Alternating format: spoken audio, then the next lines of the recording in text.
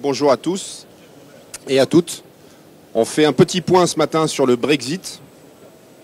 Alors, en amenant ma fille à l'école ce matin, elle me demandait ce que c'était le Brexit. Alors, expliquer à une fille de 10 ans ce qu'est le Brexit, c'est difficile. J'ai dit en gros, les Anglais, ils sont toujours dans l'Europe, mais ils sortent des règles du jeu. Ils vont trouver d'autres règles du jeu. C'est comme s'il y avait un jeu commun, et puis ils se disent, bah, nous, on ne veut plus jouer à ce jeu-là, on sort d'un autre jeu. Et du coup, on va essayer de comprendre un petit peu ce qui peut se passer, parce que c'est sûr que c'est un sujet pour lequel, je crois, plus on le travaille, moins on le comprend, et plus les hypothèses sont variées et les scénarios possibles. Donc heureusement, on aura des speakers aujourd'hui pour cette petite heure qu'on va passer ensemble, qui vont essayer de nous éclairer sur les différents scénarios possibles. On est très heureux d'avoir monsieur Philippe Guyonnet-Dupeyrat de l'ambassade de France en Grande-Bretagne, en Angleterre, qui est adjoint, alors que je ne me trompe pas, vous êtes responsable adjoint du service éco-régional à l'ambassade de France, c'est ça, et qui va nous rappeler avec quelques slides les différents scénarios possibles et les fondamentaux à bien connaître sur ce sujet du Brexit.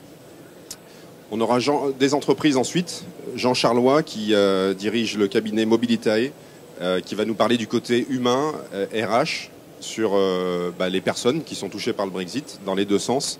Comment on va faire pour circuler ensuite plus ou moins librement entre les deux pays. Monsieur Olivier Stéphan, c'est ça Stéphane, qui est DG Finance et Fonction Support chez Visiative, et qui aura un témoignage intéressant puisqu'ils viennent de faire des acquisitions, c'est ça, en Écosse notamment, et en Angleterre, très récemment, pendant la période des 2 dernières années. Donc c'est courageux, et puis vous nous expliquerez pourquoi, et comment vous vous préparez à tout ça aujourd'hui. C'est ce que Stéphane Girardello, je regarde, voilà, qui est là, qui nous dira aussi, puisqu'il est dirigeant de la société Ambiance Bain, et que, alors vous-même, vous avez passé 20 ans à Londres, je crois, donc vous connaissez déjà bien les Anglais. Et en plus de ça, vous aurez un témoignage à faire sur comment aujourd'hui vous préparez face à l'incertitude que représente ce Brexit. C'est-à-dire c'est difficile de se préparer à quelque chose qu'on ne connaît pas, mais on peut envisager des scénarios et se dire s'il y a telle hypothèse, je ferai ça, etc. Et quoi qu'il arrive, j'ai parlé à l'un d'entre vous, de toute façon, on sait que la date du 29 mars est fatidique, mais quoi qu'il se passe le 29 mars, de toute façon, il se passera quelque chose en 2020, quoi qu'il arrive. Donc voilà, c'est une histoire de quelques mois, mais il faut être préparé à toute éventualité. Un petit témoignage de notre part. Donc moi, je suis le responsable international de la DERLI, Frédéric Miribel. Donc on fait de nous de la prospection.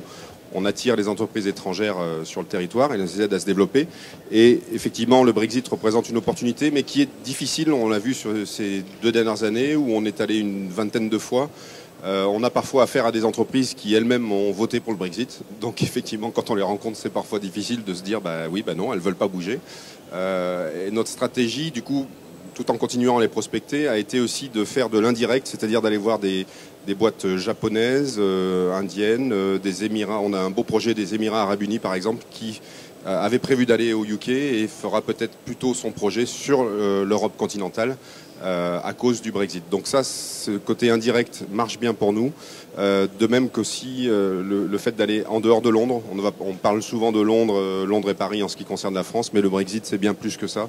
C'est toute l'Écosse, c'est le Pays de Galles, c'est Manchester, Birmingham, etc. Des petites entreprises qu'il faut aussi aller voir. Donc voilà, on s'est préparé et on a fait tout ça ensemble au niveau de la région, de la préfecture, du Grand Lyon, des CCE aussi qui étaient avec nous, les douanes. On a fait un groupe Brexit depuis 2 ans. On se rencontrait régulièrement pour se préparer à toutes ces éventualités.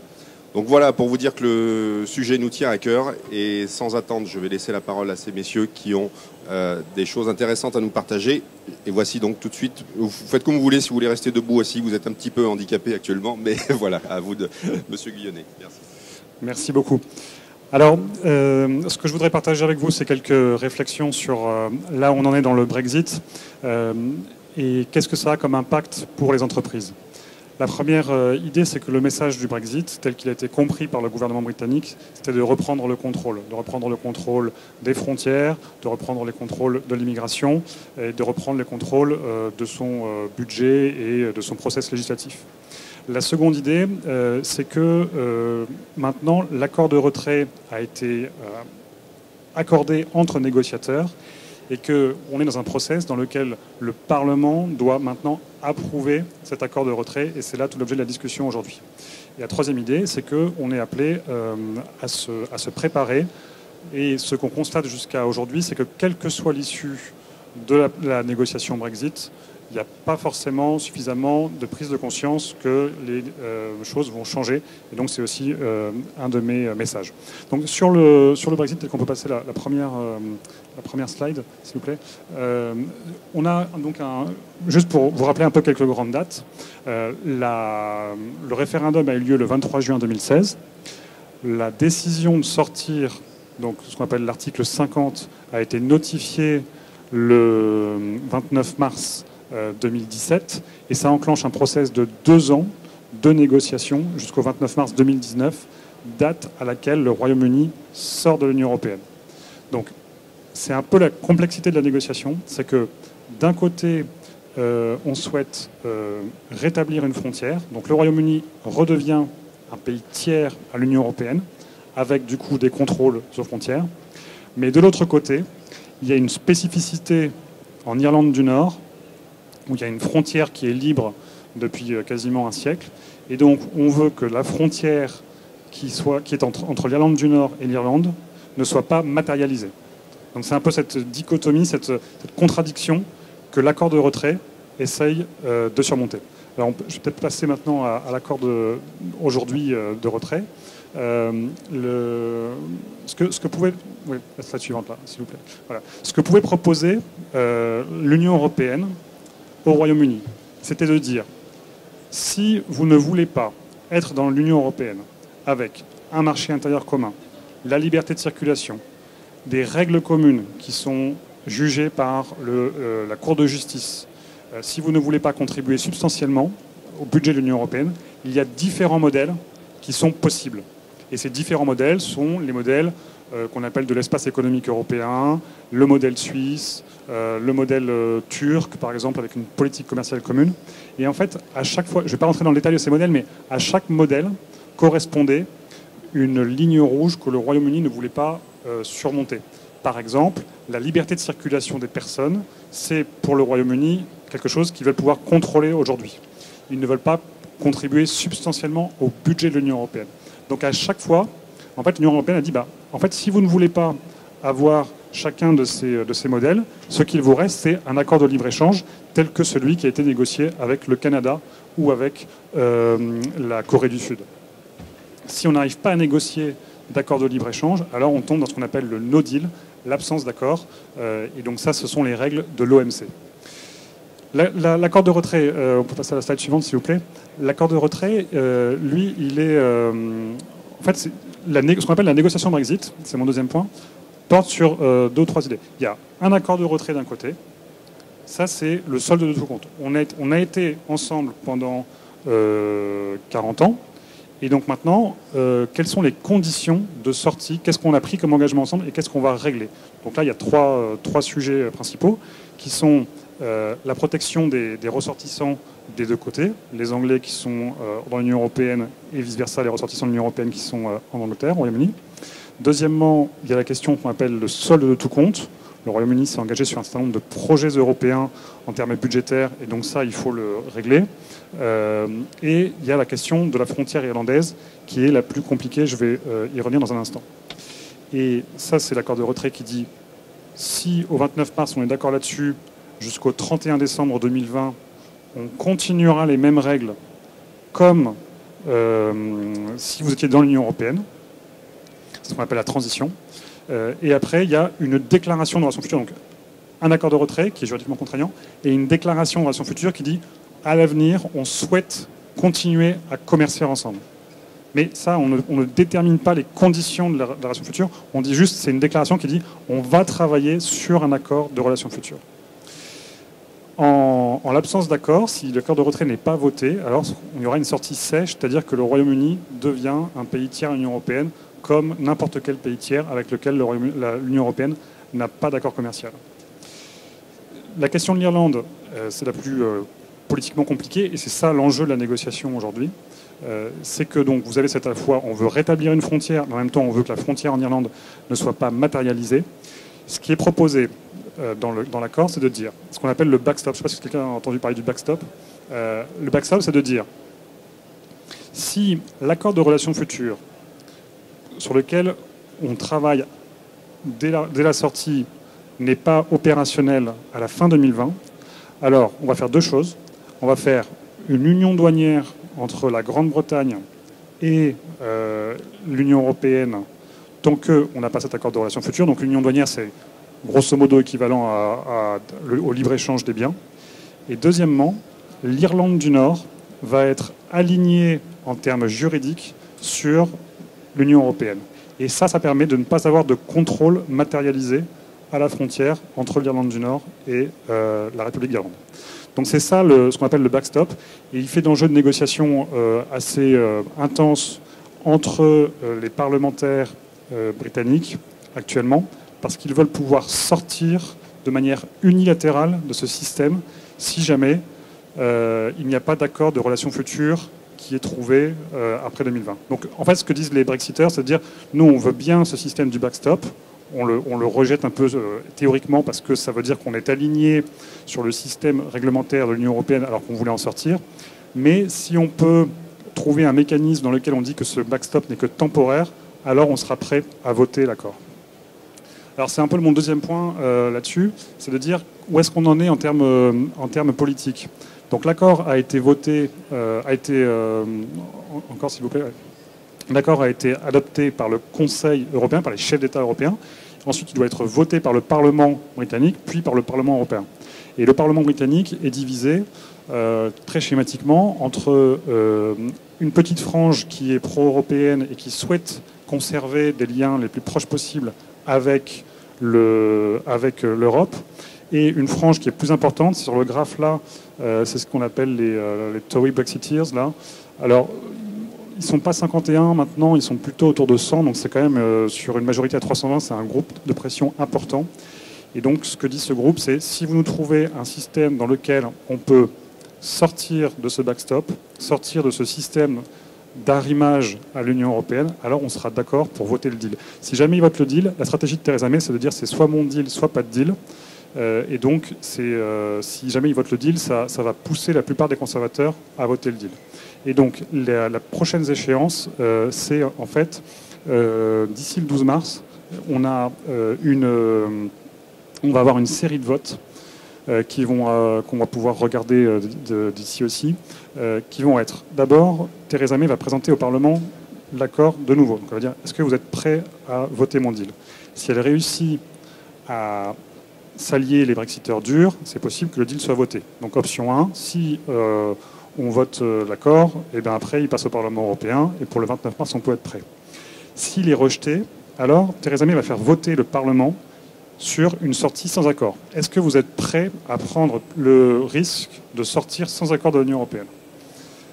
On pense que l'équilibre politique fait que cette proposition sera rejetée. Donc on aura d'un côté le Parlement qui aura rejeté l'accord de Theresa May, mais qui aura aussi rejeté le scénario de no deal. Alors dans ce cas-là, elle va présenter une troisième option dans laquelle elle va dire si on a rejeté mon deal, si on a rejeté le no deal, alors est-ce qu'on est prêt à demander une extension de la période de sortie? Donc vous avez entendu parler peut-être de la période d'extension. Il y a différentes possibilités. Soit on a une extension qui est courte, parce qu'il faut que pour les élections européennes, on ait déjà un accord qui soit abouti, parce que sinon le Royaume-Uni devra voter pour les élections européennes et eux, ce n'est pas dans leur plan. Et deuxièmement, pourquoi faire? L'Union européenne va dire, d'accord, vous êtes prêts à demander une extension, mais est-ce que vous avez évolué sur votre position? Et a priori, on n'a pas d'éléments qui permettent de penser ça. Est-ce qu'on peut avoir une évolution, une demande d'extension à plus long terme, 2 ans, 2 ans et demi? Pour l'instant, ce n'est pas ce qu'on pense, parce qu'il n'y a pas d'éléments substantiels non plus dans le débat public britannique qui le laisserait penser.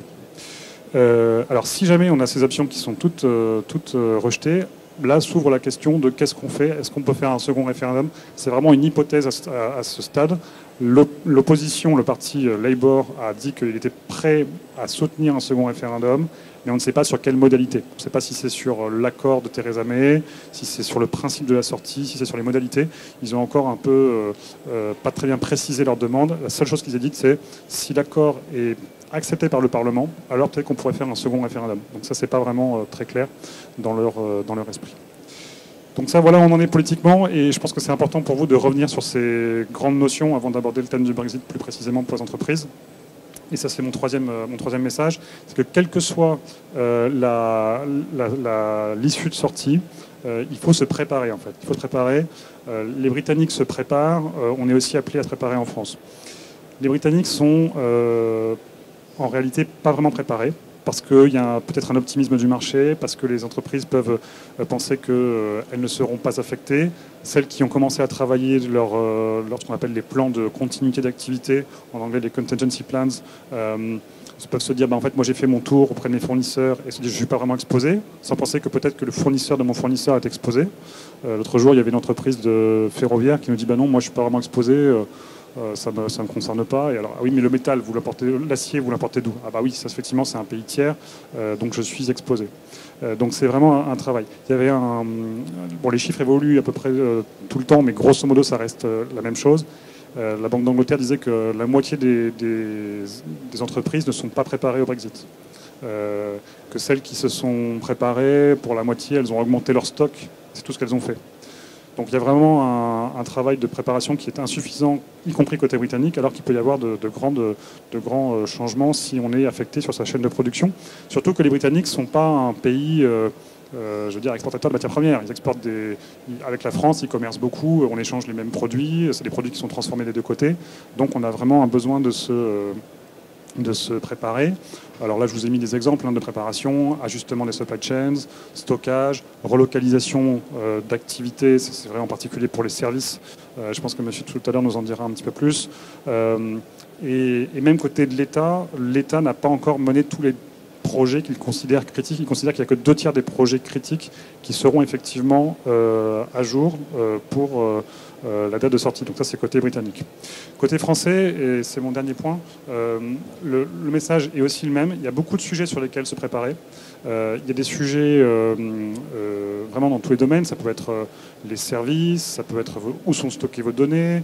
Est-ce que j'ai des employés qui sont de l'Union, qui sont du Royaume-Uni, qui viennent travailler régulièrement en Europe et vice-versa? Est-ce que ma chaîne logistique est prête? Est-ce que je connais les procédures de dédouanement? Est-ce que je suis habitué à travailler avec un pays tiers? Parfois, certaines entreprises disent, moi, c'est mon business quotidien, donc c'est pas un problème. Parfois, je ne travaille qu'avec des produits des pays de l'Union européenne, donc ça va être un impact pour moi. Il y a la question de l'accès au financement. Moi, je fais ma banque, elle est locale, je la connais. Peut-être que cette banque se refinance sur le marché à Londres. Donc, il y a beaucoup de sujets qui sont à traiter. Mon dernier message, c'est que quelle que soit l'issue de la négociation au 29 mars, on ne fera que régler la question de la transition. Ce qui veut dire qu'au 31 décembre 2020, vous ne savez pas encore quelle sera votre relation avec le Royaume-Uni. Et donc que ça, même si le 29 mars, vous voyez qu'il y a un accord, ça veut quand même dire que pour le 31 décembre 2020, il faut que vous soyez préparés à une éventuelle relation autre avec le Royaume-Uni. Donc même si vous voyez un accord, il faut continuer à faire vos préparatifs pour la sortie. Voilà. Merci beaucoup Philippe. Je pense qu'il y aura des questions. On réserve une petite séance de questions à la fin. Il y a encore des places devant. Si vous voulez, je ne sais pas, vous n'hésitez pas. Hein. Vous pouvez bouger. Merci beaucoup. Donc c'est maintenant à Jean Charlois de nous parler de son expérience. Alors plus côté RH, puis rappeler quelques chiffres fondamentaux. Tu me disais aussi. Voilà, je te laisse 5 minutes à peu près. Merci. Bonjour. Même si je suis d'abord chef d'entreprise, je vais vous parler d'abord en tant que conseiller du commerce extérieur, puisque ça a été un des sujets sur lesquels on a travaillé, notamment avec les douanes.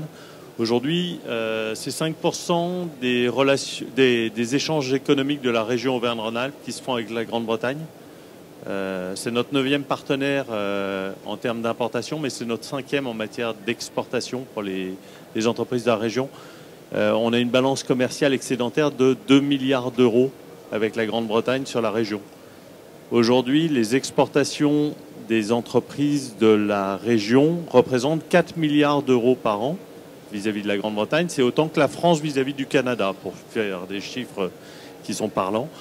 Très clairement, si ce n'est au 1er avril 2019, certainement au 31 décembre 2020, il y aura des entreprises de la région qui seront en très grande difficulté s'il n'y a pas d'accord. Donc aujourd'hui, le sujet du no deal, ça nous concerne tous en tant qu'entreprise régionale. Pour vous donner des éléments très rigolos ou pas rigolos du tout, Emirates a mis un hub à Lyon qui s'occupe des animaux pour la partie cargo. Et la principale activité, c'est sur les chevaux de course. Les chevaux de course, ils ont un passeport européen qui leur permet de faire les courses en Grande-Bretagne, en Allemagne et en France. C'est les 3 grands terrains de jeu. C'est à peu près... On est sur la France, le 4e pays en Europe en matière de concours hippiques. Et ça représente 10 milliards d'euros. On considère que c'est à peu près 20 milliards d'euros de paris hippiques en Grande-Bretagne. À partir du jour du Brexit, il n'y a plus de possibilité de transférer un animal d'un pays à un autre entre la Grande-Bretagne et l'Union européenne, sauf période de quarantaine. Donc ça représente un vrai manque à gagner sur un élément. Alors moi, ça ne me concerne pas du tout les chevaux de course, mais ça concerne beaucoup d'acteurs économiques de la région.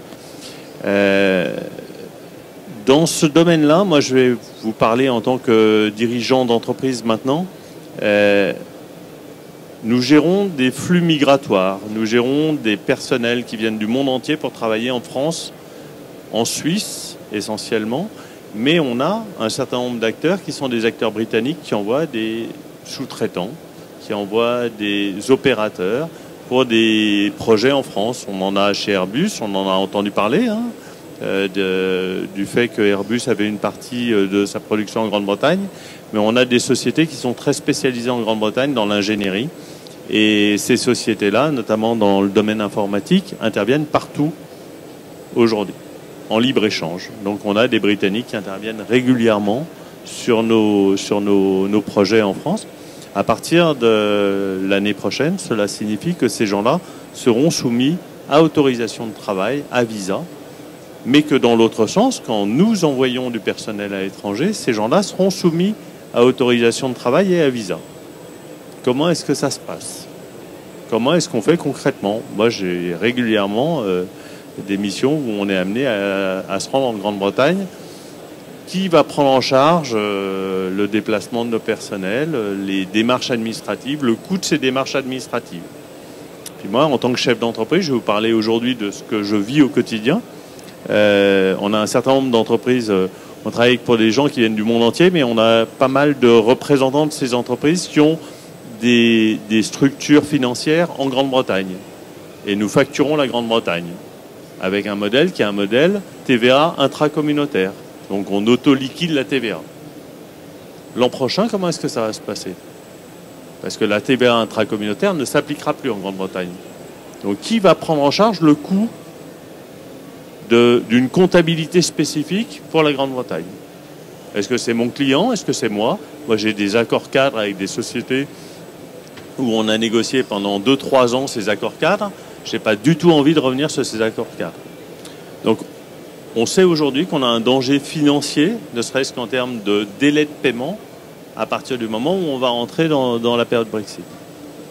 Et puis, pour venir sur l'aspect purement ressources humaines, aujourd'hui, la Grande-Bretagne fait de l'attractivité des talents.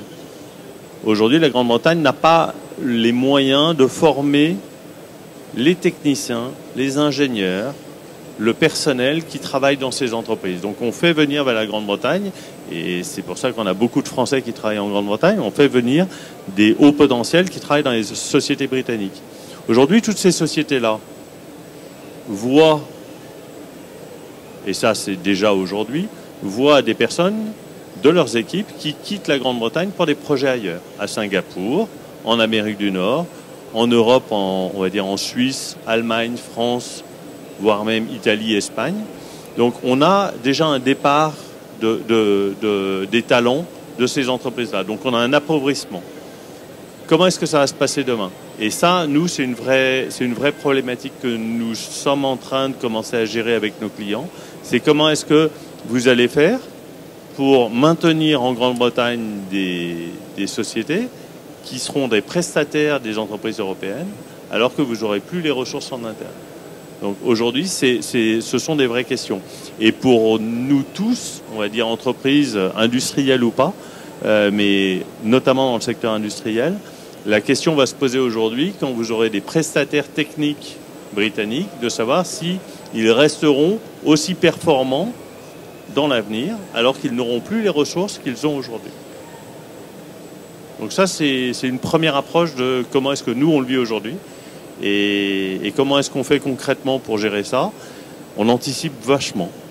C'est-à-dire qu'on est quasiment, que ce soit sur les aspects financiers, sur les aspects RH, sur les aspects de nos clients, on est déjà en train de préparer des solutions 2 ou 3 en fonction de ce qui se décidera sur le Brexit.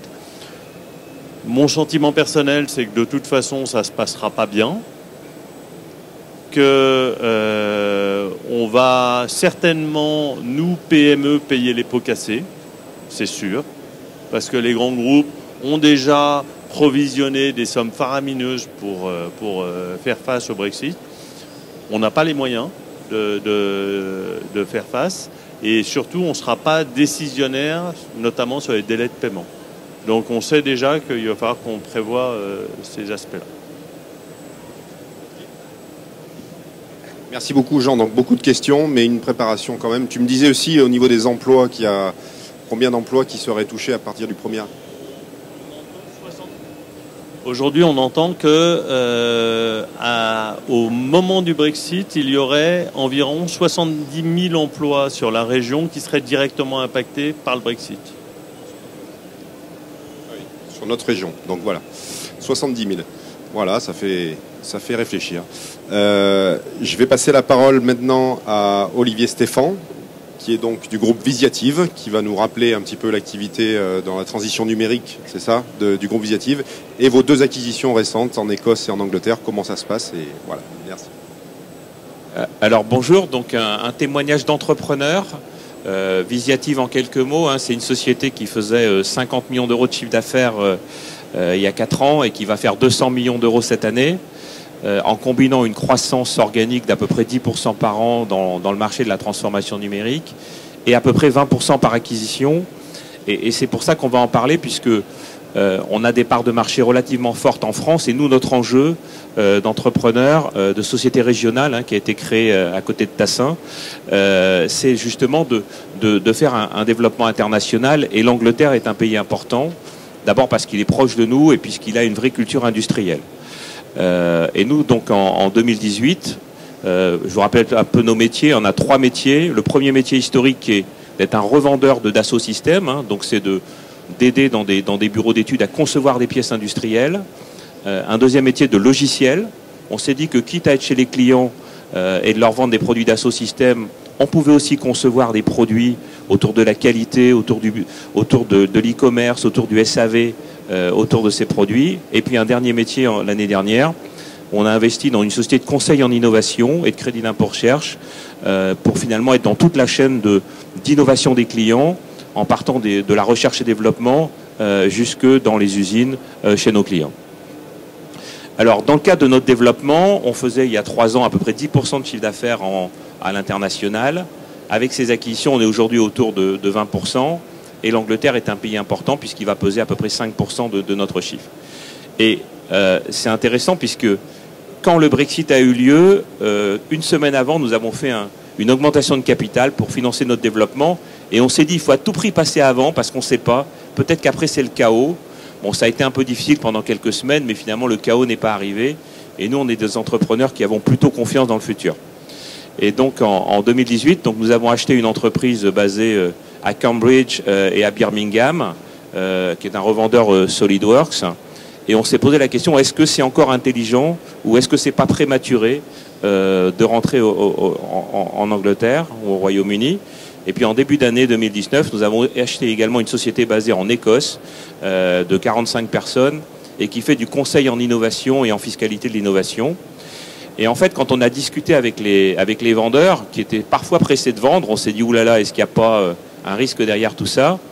Et ben, du coup, on a négocié plus durement les prix, de façon à quelque part acheter tout de suite notre risque sur cette opération.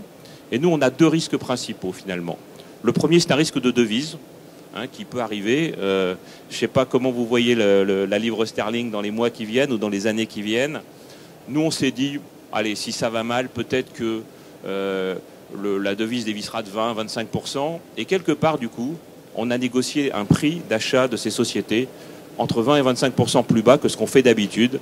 Comme ça c'est fait, c'est derrière nous. Et si ça se passe mal, eh ben, on aura ce qu'on avait prévu. Et puis si ça se passe bien, on aura une opportunité.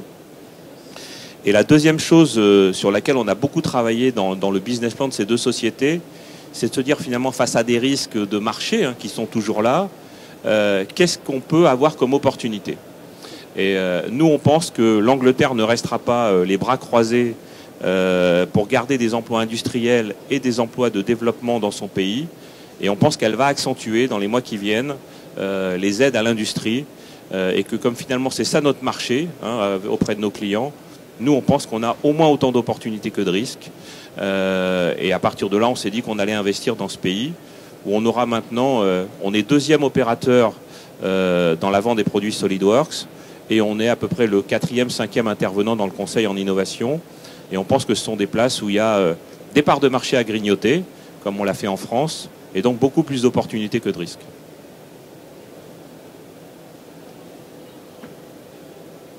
Voilà.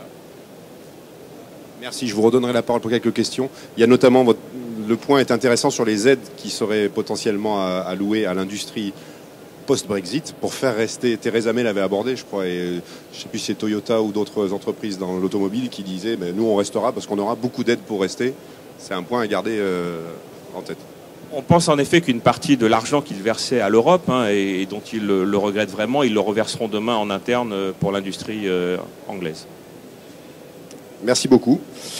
Et enfin, le dernier témoignage, Stéphane Girardello de l'entreprise Ambiance Bain, qui, je rappelle, a vécu 20 ans à Londres lui-même. Donc je pense que vous connaissez bien le pays et vous allez pouvoir nous dire votre expérience de comment vous vous préparez sur ce Brexit.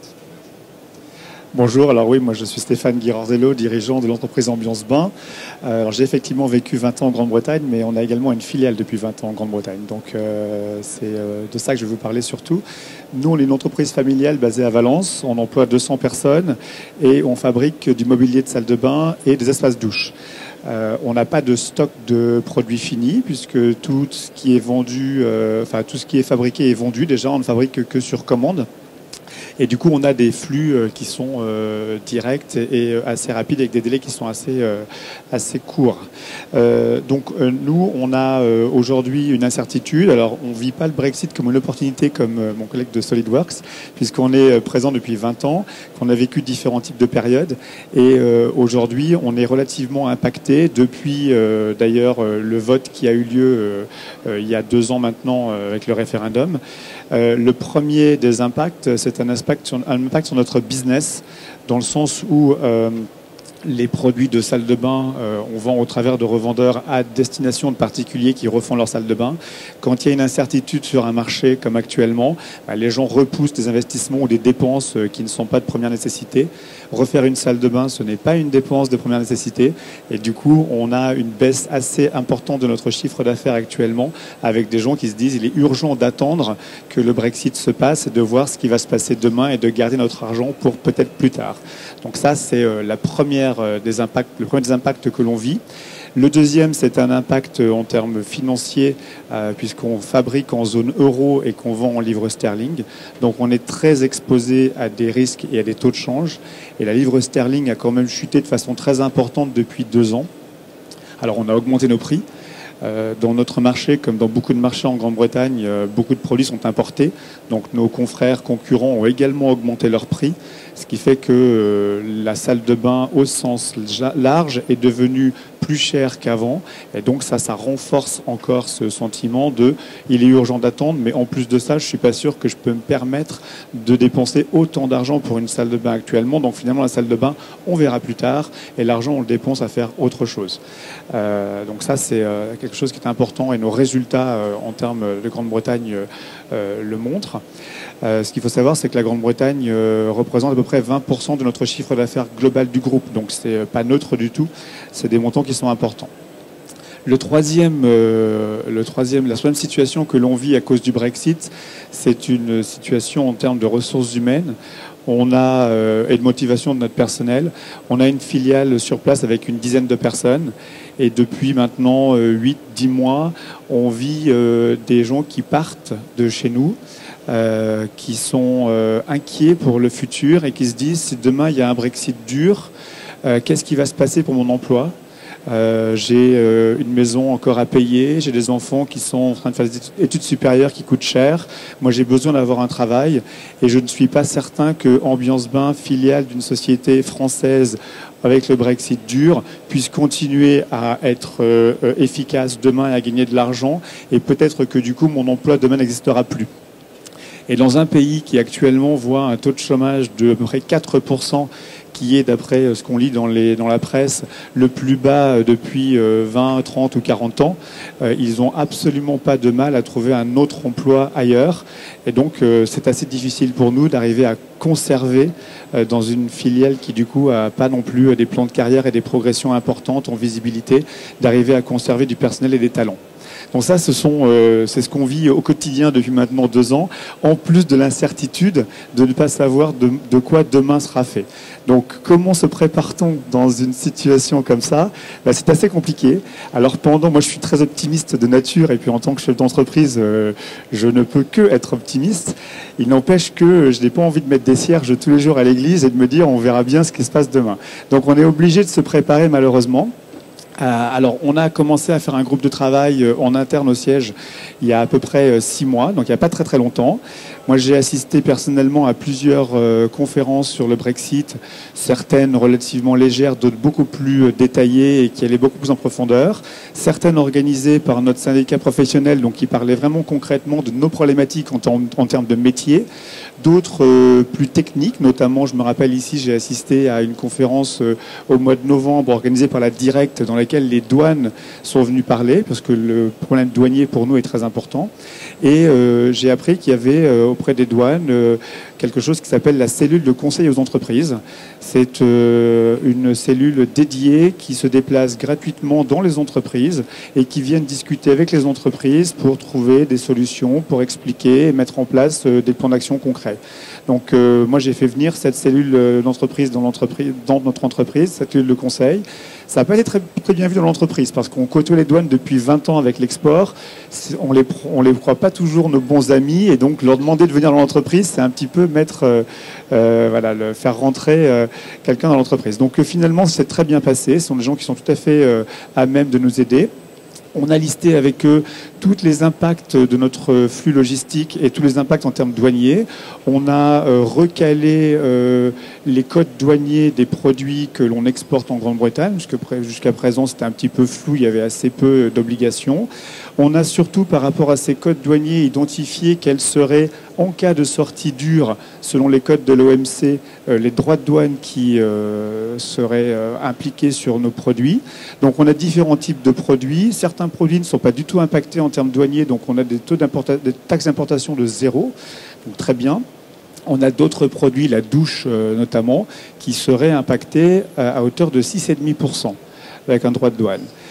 Donc ça a été identifié en fin d'année dernière, et on devait lancer une nouvelle collection de douches en janvier, ne sachant pas si on était dans un accord qui allait être voté par le Parlement ou si on était dans un Brexit dur. Qu'est-ce qu'on a fait ? Il n'est pas question de lancer un produit avec un prix public qui est affiché pendant toute l'année 2019 sans savoir si on allait devoir payer des taxes d'importation à hauteur de 6,5% ou pas. Donc on a repoussé et pour l'instant on a mis en suspens le lancement de cette gamme de produits. On pensait le faire jusqu'au vote du Parlement du mois de janvier ou février. Il s'avère que finalement le vote a été finalement repoussé. Maintenant il est annoncé pour le 12 mars, on ne sait pas ce qui va se passer. Donc concrètement pour notre entreprise, en termes de conséquences, il y a également une conséquence de chiffre d'affaires puisque cette gamme de produits-là n'a toujours pas été lancée sur le marché. On attend toujours d'avoir des éclaircissements sur un Brexit dur, une sortie dure ou un accord. Ensuite, en termes... le dernier point, c'est en termes financiers. On est généralement avec des couvertures de change. On couvre à peu près 25% de nos besoins annuels en début d'année, comme on décide de nos prix sur les 12 mois à venir. Et on se laisse une marge de manœuvre sur les opportunités que peuvent présenter des fenêtres de tir en fonction de l'évolution du taux de change. Cette année, on a décidé de se couvrir beaucoup plus. Et on est couvert à hauteur de 80% de nos besoins 2019. Donc c'est quelque chose qui est très important pour nous. Il faut savoir que depuis 20 ans, le résultat de l'entreprise en termes financiers, j'entends, est pratiquement entièrement constitué des gains ou des pertes de change que l'on peut faire. Donc ça a un impact vraiment très important. Merci beaucoup, très intéressant. On va passer à la période questions-réponses pour les 5-10 dernières minutes qui nous restent. Je ne sais pas s'il y a une question tout de suite. Sinon, oui, déjà. Bonjour, Denis Simon, Colbert. J'ai une question à l'intervenant numéro 1 et à l'intervenant numéro 3. Est-ce que la convention fiscale franco-anglaise, telle qu'on la connaît aujourd'hui, la convention fiscale franco-anglaise, telle qu'on la connaît aujourd'hui, est-ce qu'elle sera remise en cause? Elle va rester à l'identique et a priori, il n'y a pas de renégociation particulière. Donc j'ai une partie de ma réponse à ma deuxième question. Quand Visiative décide de prendre le contrôle d'une société en Angleterre, est-ce que vous avez intégré les flux financiers, notamment les dividendes qui ont pu être mis en œuvre, en structurant votre holding quelque part ailleurs, ou c'est un investissement direct français en Angleterre? Alors en effet, on n'a pas créé de holding spécial sur cette opération. C'est une bonne question. Donc pour l'instant, on est en flux direct, sachant qu'il faut avoir en tête que on est très local dans les opérations, puisque sur notre activité de conseil, donc on fait des bons résultats, donc on remontera en effet des dividendes sur la maison mère pour financer finalement l'achat de cette entreprise, donc sur lequel on bénéficiera du régime quand même mère-fille qui est très intéressant. Et sur la partie d'assaut, là aussi, les ventes se font en livres, les achats se font essentiellement en livres, plus les salaires en livres. Donc on est exposé que sur la marge opérationnelle qui est d'à peu près 10% dans ce métier. Et donc on remontera en effet les dividendes sur la France pour le financer. On s'est posé la question d'un financement local, mais on n'était pas complètement sûr non plus de la solidité. Donc on s'est dit autant le faire et ça allait plus vite. Sur la première question, peut-être sur l'accord, c'est ça, non? Non, d'accord. Est-ce qu'il y aurait une autre question? Oui. Bonjour, j'ai une petite question. En fait, on parle souvent de l'Angleterre qui se ferme vis-à-vis si on exporte vers l'Angleterre. Alors peut-être c'est une méconnaissance complète de ma part, mais est-ce qu'il y a aussi un autre marché qui s'ouvre par votre présence en Angleterre? Je pense typiquement les pays du Commonwealth, etc. Est-ce qu'il y a des acteurs particuliers que l'Angleterre travaille avec ces pays historiques justement pour trouver une issue business à entre guillemets la vieille Europe et d'autres relais de croissance? Ça pourrait faciliter les choses d'être en Angleterre vis-à-vis d'autres pays. D'abord, pour la première partie de votre question, ça reste donc effectivement un marché local intéressant, et donc ça vaut le coup de s'implanter dans ce marché. Pour la seconde partie de votre question, le Commonwealth, ce qu'on appelle le Commonwealth, c'est quelque chose d'assez hétéroclite, dans lequel vous avez une cinquantaine de pays, et donc vous en avez 3 principaux partenaires pour le Royaume-Uni, qui sont le Canada, l'Australie et la Nouvelle-Zélande, principalement par le biais d'IDE, et le reste, ce sont des pays qui sont beaucoup moins intéressants pour le Royaume-Uni, même si un pays comme l'Inde fait 1 milliard d'habitants. Donc, ce que tente de faire le Royaume-Uni, c'est à la fois au sein du Commonwealth d'orienter plus vers le commercial et deuxièmement, en bilatéral, de développer les accords commerciaux. Sur la première partie, c'est compliqué, parce que le Royaume-Uni a souvent critiqué l'harmonisation des normes, et quand on a commencé à parler au sein du Commonwealth en 2017 d'accords commerciaux, on a commencé à parler de normes. Et donc, en fait, on a vu assez rapidement les limites de l'exercice. En plus, en matière commerciale, on commerce quand même en moyenne plutôt avec des gens qui sont proches, même si, géographiquement, même si les accords commerciaux ne sont pas tout à fait les plus fluides possibles. Donc ça, c'est le Commonwealth en tant que tel. Je répondrai plutôt non, avec quelques spécificités pour des accords sectoriels sur l'Australie ou la Nouvelle-Zélande ou le Canada. Après, en matière bilatérale, le Royaume-Uni a essayé de reprendre les accords commerciaux de l'Union européenne avec les pays tiers. Pour l'instant, en moyenne, ça ne marche pas. En moyenne, ce sont des discussions qui ont commencé. Il y a eu un accord technique avec l'Australie, mais en moyenne, il n'y a pas de ce qu'on appelle le roll-out, donc le fait de reprendre ces accords, ce n'est pas le cas. Et de manière très intéressante, je trouve, quel que soit le niveau de développement, on a des pays qui, quand on commence à parler ouverture commerciale, disent « d'accord, mais nous, on voudrait des visas en échange ». Et donc l'Australie ou l'Inde disent « accord commercial, visa ».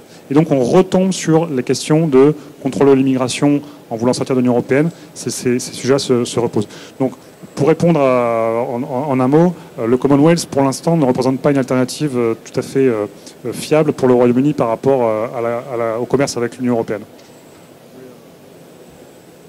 Juste sur la partie Canada, que je connais un peu mieux, aujourd'hui, les Britanniques sortent de l'accord CETA. Donc l'accord qui a été signé entre l'Union européenne et le Canada était un accord qui a été poussé très fort par la Grande-Bretagne à l'époque, et aujourd'hui, ils sortent de cet accord. Donc les Canadiens, pour y être 6 ou 7 fois par an, les Canadiens aujourd'hui s'intéressent beaucoup plus à l'Union européenne en termes de taille de marché qu'à la Grande-Bretagne, alors que jusqu'à présent, notamment la partie anglophone, était beaucoup plus intéressée par la Grande-Bretagne que par le reste de l'Europe. Merci. Encore une question? Moi, je me demandais peut-être pour conclure s'il n'y a pas de question, une dernière d'un point de vue très pratico-pratique. Je suis une entreprise, j'entends parler du Brexit sans arrêt. Vers qui je me tourne? Donc, Monsieur Ghirardello, vous nous parlez de des douanes qui ont mis des services de conseil. Donc ça, c'est bon à savoir. Je pense que les experts comptables sont aussi bien au fait de ce qui se passe. Est-ce qu'il y a d'autres gens que vous recommanderiez qui je vais voir, en gros, vers qui je me tourne? Alors, il y a évidemment nos banquiers qui sont quand même très au fait à la fois de toutes les opérations, puisque évidemment c'est un peu leur business de demain et qui ont capacité à offrir des financements, qui ont capacité à donner des conseils aussi et à nous router vers des intermédiaires. Donc je pense que c'est important. Le gouvernement a mis en place un site qui s'appelle brexit.gouv.fr sur lequel vous avez un certain nombre d'informations pratiques, notamment des fiches techniques qui sont faites par sujet. Et si vous parlez anglais, vous avez le gouvernement britannique qui a mis en place un certain nombre de fiches sectorielles qui ne sont pas toujours très développées, mais dans certains secteurs, ça peut vous aider. Donc vous tapez Notice No Deal et vous trouverez l'information. Après, il y a également les chambres de commerce qui peuvent être intéressantes. Notamment, je pense à la chambre de commerce franco-britannique qui se trouve à Paris, qui organise beaucoup de conférences sur le sujet, qui a beaucoup d'informations aussi. Alors, ils relaient évidemment les informations des différents gouvernements, mais ils ont aussi beaucoup d'informations en propre.